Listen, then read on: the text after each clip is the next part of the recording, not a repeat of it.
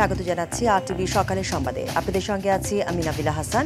টঙ্গীর তুরাগ তীরে চলছে বিশ্ব ইজতেমার দ্বিতীয় পর্ব। এই পর্বে দিল্লির নিজামুদ্দিন মার্কাজে সাদ আহমদ কান্দলবির অনুসারী বা সাদপন্থীদের ব্যবস্থাপনায় লাখো মানুষ একসঙ্গে জুমার নামাজ আদায় করতে জড়ো হতে শুরু করেছে ইজতেমার ময়দানে। বিশ্ব ইজতেমার ইতিহাসে এবারই প্রথম শবে বরাত মিলেছে, এই জন্য লাখো মানুষ একসাথে জুমার নামাজ আদায় করবেন, রেখেছেন রোজাও। ইজতেমা উপলক্ষে আগে প্রস্তুত করা হয়েছিল পুরো মাঠ। দেশের বিভিন্ন জেলা থেকে মুসল্লিরা এসে জড়ো হয়েছে মাঠে। সকালে ফজরের নামাজের পর শুরু হয় আমবয়ান, এরপর খিত্তায় খিত্তায় চলে তালিম। এবারের ইজতেমাতেও বিভিন্ন দেশ থেকে মুসল্লিরা অংশ নিয়েছে।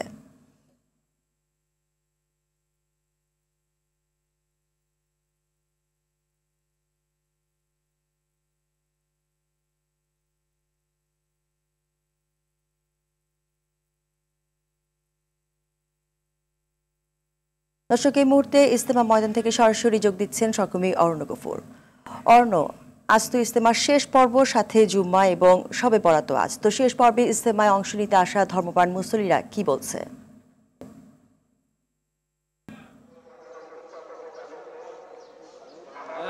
নাবিলা, বরাবর ইজতেমা দুই পর্বে সমাপ্ত হলো, এবার কিন্তু তৃতীয় পর্বে ইজতেমা শেষ হচ্ছে এবং এই তৃতীয় ধাপে কিন্তু শুরু হয়েছে নিজামুদ্দিন মার্কাজ বা সাতপন্থীদের যে অংশটি রয়েছে তাদের ইজতেমা। এবং এবার আমরা দেখতে পাচ্ছি যে এবারের ইজতেমায় তারা যথাসময়ে হাজির হয়েছেন এবং ইজতেমা শুক্রবার ফজরের পর থেকে শুরু হলে পরেও গতকাল বিকেলেই কিন্তু পাকিস্তানের একজন মাওলানার বয়ানের মধ্য দিয়ে কিন্তু গতকাল বিকেলেই কিন্তু এই ইজতেমার কার্যক্রম মূলত শুরু হয়েছিল এবং আজকে এই মুহূর্তে কিন্তু নাস্তার বিরতি চলছে এবং 10:30 থেকে দুপুর 12:30 পর্যন্ত তাবুগুলোর মধ্যে দিয়ে যে বিভিন্ন রকমের নসিহত এবং তালিম তারবিয়া এর মধ্য দিয়ে কিন্তু এটি চলবে এবং জুমার পরে মূল বয়ান আবার শুরু হবে এবং আমবয়ান করবেন সেখানে। এবারের ইজতেমায় কিন্তু আমরা দেখেছি এবং আমাদের যারা এসেছেন এখানে মুসল্লিরা, তাদের সঙ্গে কথা বলেছি, তারা আসলে যথেষ্ট পরিমাণ দুঃখিত এবং উদ্বিগ্ন বলে মনে হয়েছে। বিশেষ করে অনেক জায়গাতে তাদেরকে বাধা দেওয়া হয়েছে, এরকম একটি অভিযোগ তারা করেছেন এবং ইজতেমা এবার হবে না এমন প্রচারণাও কিন্তু চালিয়েছেন বলে আমরা শুনতে পেরেছি। তবে সবকিছু মিলিয়ে তারা এখানে এসে যথেষ্ট স্বস্তির নিঃশ্বাস ফেলছেন এবং তারা বলছেন যে এবারের ইজতেমার ইতিহাসে এবার প্রথমবারের মতো কিন্তু শবে বরাত পড়েছে ইজতেমার মধ্যে এবং তারা এটিকে অন্যতম একটি বড় রহমত হিসেবে বিবেচনা করছেন এবং রাতে তারা যে ইবাদত বন্দেগী করবেন, অতিরিক্ত ইবাদত বন্দেগীর করার সুযোগ তারা পাচ্ছেন এবং এর মাধ্যম দিয়ে কিন্তু তারা আরও বেশি আল্লাহর রহমত পাবেন এমন প্রত্যাশা করছেন। তো সব মিলিয়ে দাওয়াতি কাজের যে মেহনত তারা করে থাকেন, সেই মেহনতের প্রশিক্ষণ কিন্তু এখানে হবে এবং এই প্রশিক্ষণ নিয়ে তারা আবার গ্রামগঞ্জে ছড়িয়ে পড়বেন এবং তাবলিগ জামাতের দাওয়াতের মাধ্যমে মানুষকে আবার দিনের দিকে ডাকবেন এমন প্রত্যাশা কিন্তু এখানকার মুসল্লিরা করছেন। নাবিলা, ধন্যবাদ অরণ্য আপনাকে। 2 সপ্তাহ পরই শুরু হচ্ছে মুসলিম উম্মার সবচেয়ে গুরুত্বপূর্ণ মাস মাহে রমজান। সেই হিসেবে হিজরি শাবান মাসের আজকের রজনীকে বলা হয় লাইলাতুন নিসফে শাবান বা শাবান মাসের অর্ধ রজনী। উপমহাদেশে এইটি লাইলাতুল বরাত বা শবে বরাত নামে পরিচিত। নামাজ ও রোজা সহ নফল ইবাদতের মাধ্যমে এই রাতটি অতিবাহিত করে মুসলমানরা। বিস্তারিত জানাচ্ছেন নাজিফ ফরাইসি। মাহে রমজানের আগমনী বার্তা নিয়ে আসছে হিজরি শাবান মাস। রাসূলুল্লাহ সাল্লাল্লাহু আলাইহি ওয়াসাল্লাম রমজান মাসের বাইরে এ মাসেই বেশি নফল ইবাদত করতেন। হিজরি শাবান মাসের 14 ও 15 তারিখের মধ্যবর্তী রাত লাইলাতুন নিসফে শাবান বা শাবান মাসের মধ্য রজনী। এই রাতে আল্লাহ তার বান্দাদেরকে বিশেষভাবে ক্ষমা করে থাকেন বলে অনেকের বিশ্বাস। বিশ্বের বিভিন্ন স্থানের অনেক মুসলমান এই রাতে নফল ইবাদতের পাশাপাশি তাদের মৃত স্বজনদের জন্য আল্লাহর কাছে প্রার্থনা করেন। লাইলাতুল বারাত বা শবে বরাত নামে কোনো হাদিসের মধ্যে কোনো শব্দ নেই। তো লাইলাতুন নিসফে মিন শাবান ফজিলতপূর্ণ রাত্রি, নির্ধারিত কোনো আবাদত নাই। কিন্তু নির্ধারিত কোনো আবাদত না থাকলেও আমাদের সামর্থ্য অনুযায়ী আমরা ইবাদত করে আল্লাহর নৈকট্য অর্জন করা, গুনাহ মাফ চাওয়া এবং বরকতের জন্য আল্লাহর কাছে দোয়া করা। আল্লাহ তাআলা রমজানের যে বিশাল আয়োজন আমাদেরকে দিয়েছেন, অল্প কিছুদিনের মধ্যেই সেই আয়োজনে আমরা শামিল হতে যাচ্ছি। এর প্রস্তুতি হিসেবে রাসূলুল্লাহ সাল্লাল্লাহু আলাইহি সাল্লাম শাবান মাসে রোজা রেখে নিজেকে তৈরি করেছেন। ফাইনাল ম্যাচের আগে যেরকম আমরা ওয়ার্ম আপ ম্যাচ খেলাই, প্রস্তুতি নিতে হবে মাহে রমজানকে যথাযথভাবে পালন করার জন্য। শবে বরাত বা ভাগ্য রজনী নামে এই রাতটি ব্যাপকভাবে প্রচলিত থাকলেও ইসলামী চিন্তাবিদদের মধ্যে এ নিয়ে রয়েছে ভিন্ন ভিন্ন মত। লাইলাতুল নিসফে মিন শাবান বা শাবান মাসের মধ্য রজনীকে লাইলাতুল কদর বলা বা ভাগ্য রজনী বলা কিংবা বারাআতের রাত্রি বলা, এই ব্যাপারগুলো কোরআন সুন্নাহ দ্বারা সমর্থিত নয়। কিন্তু অনেকে বলছে না, রোজাও রাখা যাবে না, নামাজও পড়া যাবে না, এরাও বাড়াবাড়ি করতেছে। আর যারা এই রাত্রিটাকে ভাগ্য রজনী বানিয়ে ফেলেছে তারাও বাড়াবাড়ি করতেছে। এই রাত্রিতে ফানুস উড়ানো এবং বাজি করা, এরকম বহু রকমের ফটকা ফুটানো, এইসব কাজ থেকে বিরত থাকে। তাদের মতে শাবান মাস জুড়েই রাসূলুল্লাহ সাল্লাল্লাহু আলাইহি ওয়াসাল্লাম বেশি বেশি ইবাদত করতেন। এই রাত্রিতে নামাজ পড়বে, দোয়া ইস্তেগফার করবে, এই বিষয়টা খেয়াল রাখতে হবে যে সারা বছর নামাজ পড়ি নাই কোনো রাতে, শুধু এই রাত্রিতেই নামাজ পড়তে যদি যাই, সারা বছর দান খয়রাত করি না, শুধু এই রাত্রিতেই যদি দান খয়রাত করতে যাই, তাহলে এটা সুন্নাহ সম্মত হবে না। শুধু শবে বরাতের রাতে নফল ইবাদত না করে বছরের প্রতিটি দিন ফরজ ইবাদত পালনে গুরুত্ব দেওয়ার আহ্বান ইসলামী চিন্তাবিদদের। নাজিফ ফারাইজি, RTV, ঢাকা। শবে বরাতকে কেন্দ্র করে বাজারে হঠাৎ চড়া ব্রয়লার মুরগির দাম।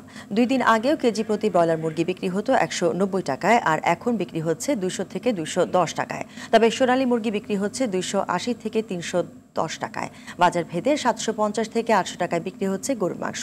এদিকে বাজারে এখনও শীতকালীন সবজির দাম 50 টাকার নিচে থাকলেও 5 টাকা বেড়েছে আলুর, বিক্রি হচ্ছে কেজি প্রতি 25 টাকায়। বাজারে সংকট কাটেনি সয়াবিন তেলের। বিক্রেতাদের দাবি, চাহিদার সামান্য তেল দিচ্ছে কোম্পানিগুলো, তেল কিনতে সঙ্গে কিনতে হচ্ছে অন্যান্য পণ্য।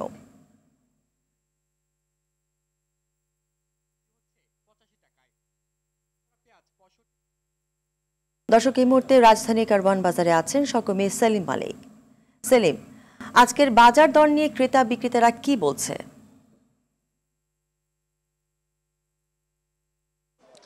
নাবিলা, বাজারে কিন্তু কিছুটা স্বস্তির হাওয়া বইছে এখনো সবজির বাজারে, কারণ এখনো শীতের যে আবহাওয়া সেটি প্রকৃতি থেকে কিছুটা দূর হলেও কিন্তু বাজারে কিন্তু শীতকালীন সবজির সরবরাহ ভরপুর রয়েছে এবং দামটাও 50 টাকার নিচে বিক্রি হচ্ছে বেশিরভাগ শীতকালীন সবজি। এবং কোন সবজি কি পরিমাণ বিক্রি হচ্ছে আমি জানার চেষ্টা করব ব্যবসায়ীর কাছ থেকে। আপনি বলবেন যে শীতকালীন সবজি কি পরিমাণ বিক্রি হচ্ছে?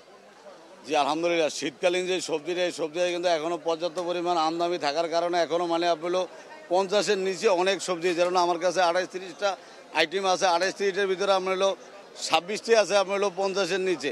আর বাদ বাকি যে নতুন সবজিটা কি কি কি কি যেমন আপনার সিম হইলো আপনার 20 থেকে 30 টাকা কেজি, পেঁপে হইলো 20 থেকে 30 টাকা কেজি, টমেটো হইলো আপনার 20 থেকে 35 টাকা কেজি।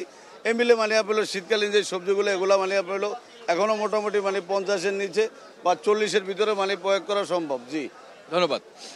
শুধু শীতকালীন সবজি নয় নাবিল, আপনি জানেন যে কয়েকদিন পরে অর্থাৎ 13 থেকে 14 দিন পরে কিন্তু রমজান চলে আসছে, কিন্তু এর মধ্যে সুখবর হলো আপনার ছোলা এবং ডালের দাম কিন্তু বেশ খানিকটা কমেছে, 20 টাকা পর্যন্ত কমেছে কেজিতে। ছোলা এই মুহূর্তে বিক্রি হচ্ছে 105 টাকা কেজি দরে এবং মুসুরি ডাল এবং অন্যান্য ডালও কিন্তু 100 থেকে 120 থেকে 30 টাকার মধ্যে বিক্রি হচ্ছে। তবে সয়াবিন তেলের যে সংকট ছিল গত কয়েক মাস ধরে আমরা দেখতে পাচ্ছি বাজারে, দাম বাড়ানোর পরও কিন্তু সংকটটা এখনো পুরোপুরি কাটেনি। এখনো কিন্তু আমরা দেখতে পাচ্ছি যে সয়াবিন তেল আসলে খুব কম পাওয়া যাচ্ছে। ব্যবসায়ী যেটি বলছেন যে তাদের 10 কার্টন সয়াবিন তেল লাগে, তারা পাচ্ছেন মাত্র 1 থেকে 2 কার্টন। এবং এই সয়াবিন তেল কিনতে কিন্তু ব্যবসায়ীদের এই সয়াবিন তেলের সাথে অন্যান্য পণ্য কিনতে হচ্ছে বলে তারা অভিযোগ করছেন। এবং যারা ভোক্তা তারাও কিনতে গিয়ে কিন্তু এই সব 1 লিটার সয়াবিন তেলের সাথে হয়তো 1 কেজি চিনি নিতে হচ্ছে, এইভাবে আসলে কিনতে হচ্ছে। এদিকে ইলিশের বাজারে যদি কথা বলি, ইলিশ কিন্তু গত সপ্তাহে আমরা দেখতে পেয়েছি 200 টাকা কেজি দরে বেড়ে 2400 টাকায় বিক্রি হচ্ছিল, সেটি কিন্তু আজকে বিক্রি হচ্ছে 2500 টাকা কেজি দরে। সবে বরাত আজকে কিন্তু আমরা দেখতে পাচ্ছি মাংসের দাম কিন্তু বেশ খানিকটা ঊর্ধ্বমুখী, বিশেষ করে ব্রয়লার মুরগির দাম কিন্তু 10 থেকে 20 টাকা বেড়েছে। আজকে বিক্রি হচ্ছে প্রতি কেজি ব্রয়লার মুরগি 200 থেকে 210 টাকা কেজি দরে। তবে সোনালিকা মুরগি আগের দামে বিক্রি হচ্ছে এবং চালের দাম কিন্তু কিছুটা বাড়তি বলা যেতে পারে। চাল কিন্তু দাম কিন্তু কিছুটা ঊর্ধ্বমুখী। প্রতি কেজি মিনিকেট চাল কিন্তু আজকে বাজারে বিক্রি হচ্ছে 80 টাকা কেজি দরে এবং বিয়ার 28 কিন্তু বিক্রি হচ্ছে 58 থেকে 60 টাকা কেজি দরে। তো নাবিলা, এই ছিল আমার কাছে এই সপ্তাহের বাজার দরে হালচাল। ধন্যবাদ সেলিম আপনাকে। গাজীপুরে টঙ্গীর মিলগেট এলাকায় জুটের গোডাউনে আগুনের ঘটনা ঘটেছে। ফায়ার সার্ভিসের ঢাকা জোন 3-এর উপসহকারী পরিচালক মোহাম্মদ আব্দুল মান্নান জানান, ভোর 5:30টার দিকে আগুনের খবর পায় ফায়ার সার্ভিস। ঘটনাস্থলে গিয়ে 3টি ইউনিট প্রথমে আগুন নিয়ন্ত্রণে আনতে কাজ শুরু করে। আগুনের মাত্রা বাড়তে থাকায় উত্তরা ফায়ার সার্ভিসের আরও 4টি ইউনিট আগুন নিয়ন্ত্রণ করতে আসে। সকাল 7টায় আগুন নিয়ন্ত্রণে আনা হয়। ঘটনাস্থলে কিছু জুট গুদাম, রঙের গুদাম, কাঁচামাল ও মুদির মাল সহ বিভিন্ন ধরনের দোকান ছিল। তবে এই ঘটনায় কোনো হতাহতের খবর পাওয়া যায়নি। এই ঘটনায় ক্ষতির পরিমাণ ও আগুন লাগার কারণ তদন্তের পর জানা যাবে বলে জানিয়েছে ফায়ার সার্ভিস।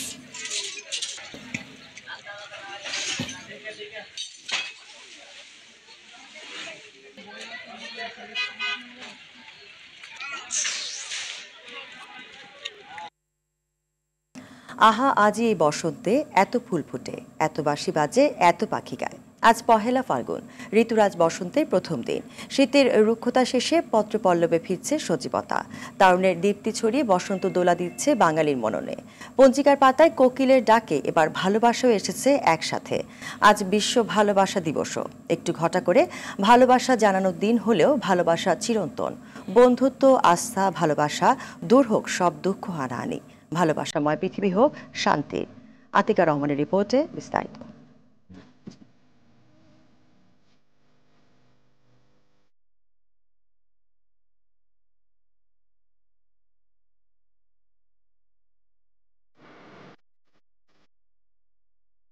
এলোই বনান্তে পাগল বসন্ত, বনে বনে মনীষী রং ছড়ায়, চঞ্চল তরুণ দুরন্ত। পাণ্ডু কপলে জাগে রং নব অনুরাগে, রাঙা হলো ধূসর দিগন্ত। পলাশকলিতে তার ফুল ভার হয়েছে, ফুলে ফুলে হাসি অফুরন্ত। এই যেন নবপল্লবে সাজি ঋতুরাজ বসন্তের আগমনী। বসন্তে সেজেছে প্রকৃতি, পঞ্চম স্বরে কোকিল কুহরে, তরুণীর উচ্ছলতায়, হলুদ ফুলের খোপায়। শীতের রুক্ষতা ঝেড়ে বসন্তের উত্তাল হাওয়ায় নবপ্রাণের ছোঁয়া সবখানে। মহাসমারোহে প্রকৃতি খুলে দিয়েছে সৌন্দর্যের দুয়ার।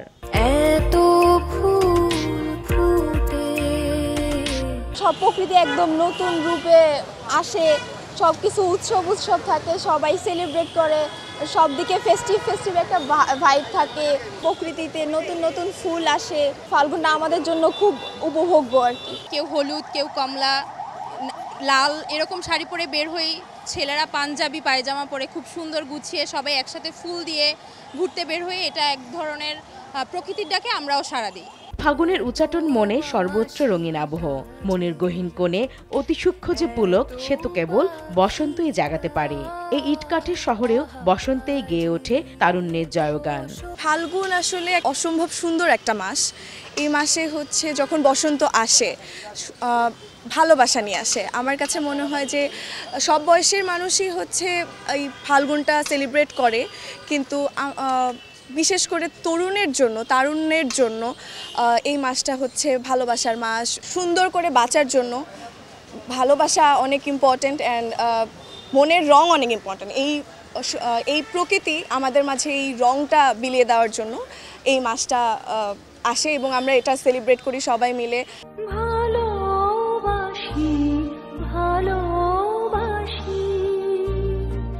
ফাগুনের আগুন ঝরা দিনে ভালোবাসার আগমনী। দুটি প্রাচীন রোমান প্রথা থেকে শুরু ভ্যালেন্টাইন্স ডে। ভ্যালেন্টাইনের নাম অনুসারে যে ভালোবাসা দিবস পালন শুরু হয় 400 খ্রিস্টাব্দে, তা আজ নানা আনুষ্ঠানিকতায় বিশ্বব্যাপী বিস্তৃত।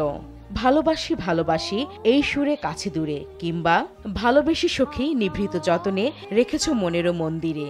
যেভাবেই প্রকাশ হোক না কেন, ভালোবাসার আবেদন সর্বত্র আবহমান কাল ধরে। আমার কাছে ভালোবাসা মানে অগাধ বিশ্বাস, দুজনকে রেসপেক্ট করা যথেষ্ট এবং সঙ্গ দেয়া। আমার কাছে ভালোবাসা মানে যত্ন। ছোট ছোট ব্যাপারগুলো আমার কাছে অনেক ভালো লাগে। খুব স্বল্প সময়, আমাদের 3 মাস প্রেম করেছি আমরা, 3 মাসের পরেই আমাদের বিয়ে হয়ে গেছে। একে অপরের প্রতি আবেগ অনুভূতির পাশাপাশি ভালোবাসার যাত্রা দীর্ঘ করে আস্থা ও বিশ্বাসকে কেন্দ্র করে। বর্তমান সমাজে ভালোবাসার অর্থবহ যে সংজ্ঞা, সেটা আসলে অভাব। কোনো স্যাক্রিফাইস নেই অথবা বিশ্বাসটা নষ্ট হয়ে যাচ্ছে। আমার মনে হয় যে সবারই ভালোবাসা মানেই তো আরেকটা ছেলে মেয়ে না।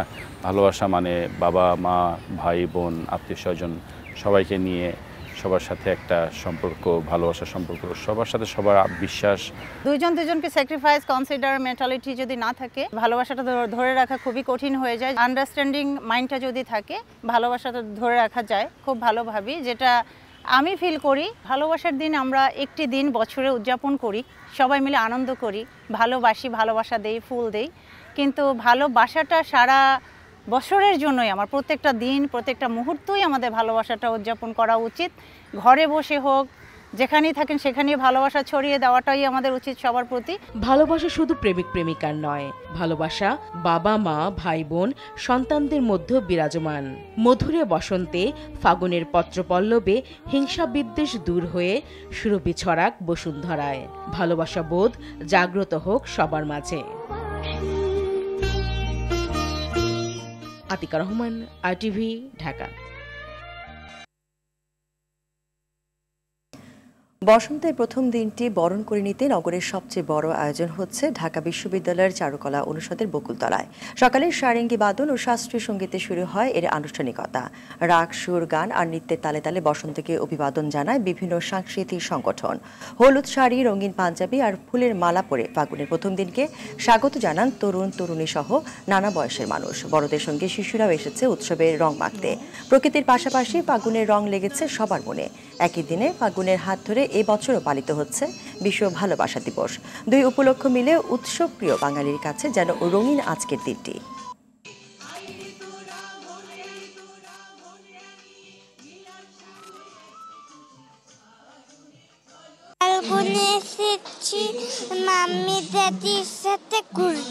পহেলা বৈশাখ, পহেলা ফাল্গুন, এগুলো তো সবসময় ভালো লাগে, সেই ভালো লাগা থেকেই আসা।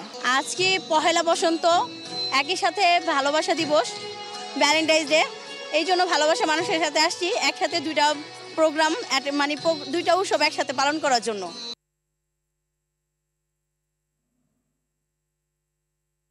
দর্শকের মুহূর্তে ঢাকা বিশ্ববিদ্যালয় চারুকলা অনুষদের বকুলতলা থেকে সরাসরি যোগ দিচ্ছেন সহকর্মী শাকিলা করিম। শাকিলা, ফাল্গুন আর ভালোবাসা দিবস একসঙ্গে পালন হচ্ছে, তো কি কি আয়োজন দেখছেন?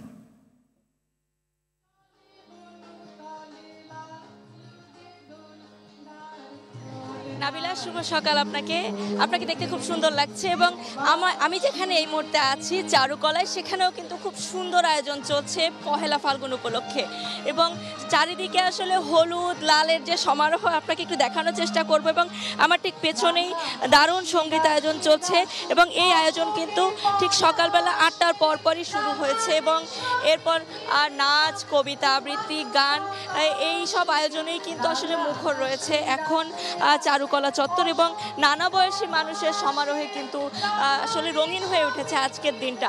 আপনাকে একটু জানিয়ে রাখি যে আজকে যে শুধু পহেলা ফাল্গুন অর্থাৎ বসন্ত বরণ তা কিন্তু নয়, আজ কিন্তু আরও একটি উৎসব রয়েছে এবং এটি হচ্ছে বিশ্ব ভালোবাসা দিবস। এবং উৎসবপ্রিয় বাঙালির কাছে কিন্তু আসলে যে কোনো উৎসবই কিন্তু আসলে আনন্দের এবং উদযাপনের।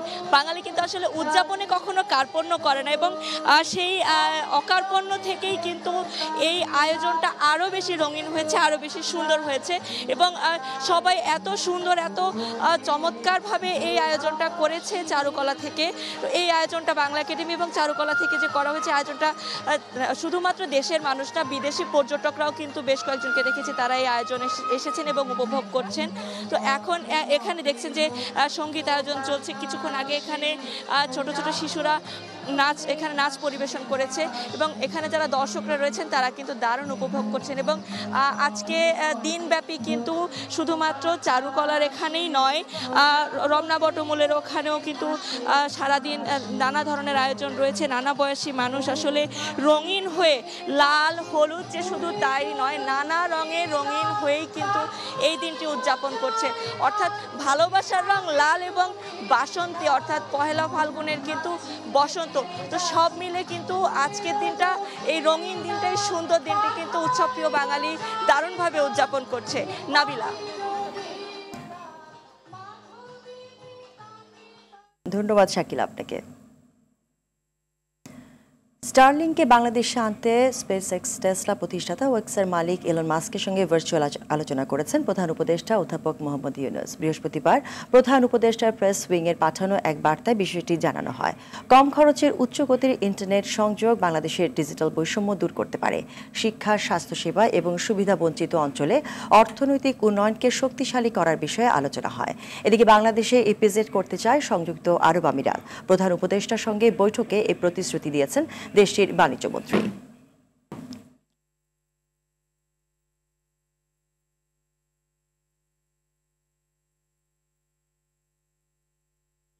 ইলন মাস্কের সাথে প্রফেসর ইউনূসের কথা হয়েছে কিনা, আমরা বলছি হ্যাঁ কথা হয়েছে, বাট এই বিষয়ে আমরা পরে আপনাদেরকে আরও ডেভেলপ করে জানাবো। আমরা একটু কনফার্ম করতে পারি ওনার সাথে আলোচনা হয়েছে এবং এটা সামনে এটার পুরো ডিটেলসটা আমরা আপনাদেরকে জানাবো।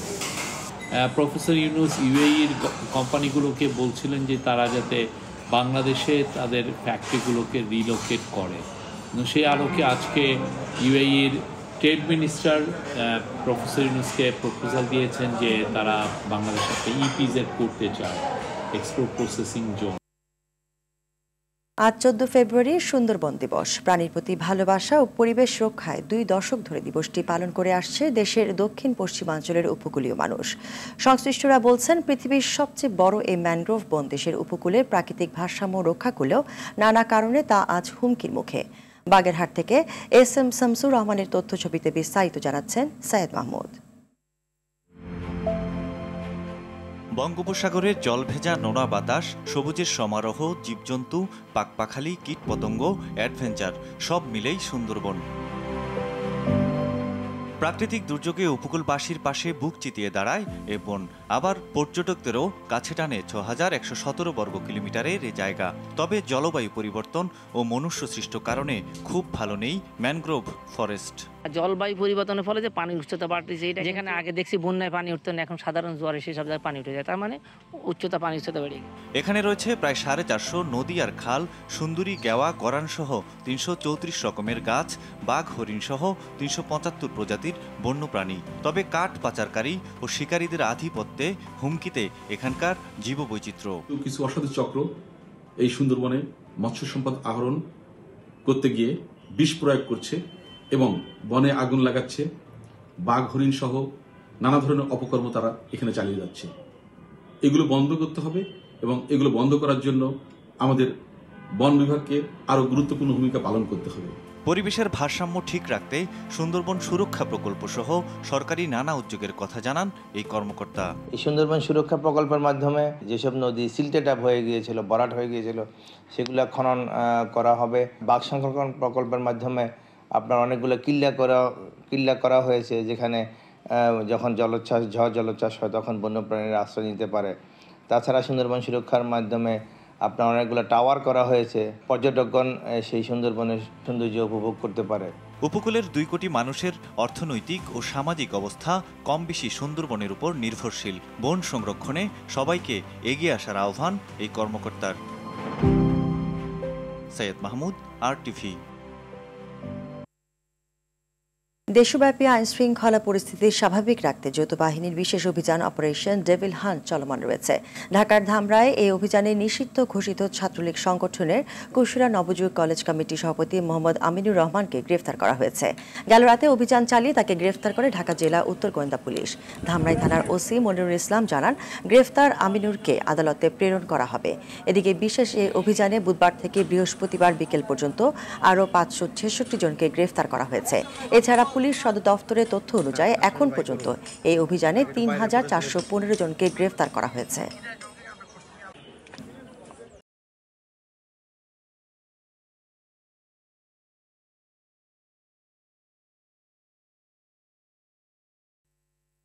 চ্যাম্পিয়ন্স ট্রফি খেলতে দুবাই পৌঁছল বাংলাদেশ ক্রিকেট দল। গেল রাত 1টায় হযরত শাহজালাল আন্তর্জাতিক বিমানবন্দর ত্যাগ করে টাইগাররা। দুবাইতে আসর শুরুর আগে পাকিস্তান শাহিনসের সাথে একটি প্রস্তুতি ম্যাচ খেলবে শান্তর দল। আইসিসি ক্রিকেট একাডেমিতে ম্যাচটি অনুষ্ঠিত হবে 17 ফেব্রুয়ারি। 19 তারিখ পর্দা উঠবে আসরে, যেখানে বাংলাদেশের প্রতিপক্ষ স্বাগতিক পাকিস্তান, ভারত ও নিউজিল্যান্ড। 20 তারিখ ভারত ম্যাচের মধ্য দিয়ে শিরোপা মিশনে নামবে মিরাজ মুশফিকরা। ম্যাচটি অনুষ্ঠিত হবে দুবাইতে। পরের ম্যাচ নিউজিল্যান্ডের বিপক্ষে 24 তারিখ। আর 27 তারিখ স্বাগতিক পাকিস্তানের মুখোমুখি হবে টাইগাররা। ম্যাচ দুটি অনুষ্ঠিত হবে রাওয়ালপিন্ডিতে।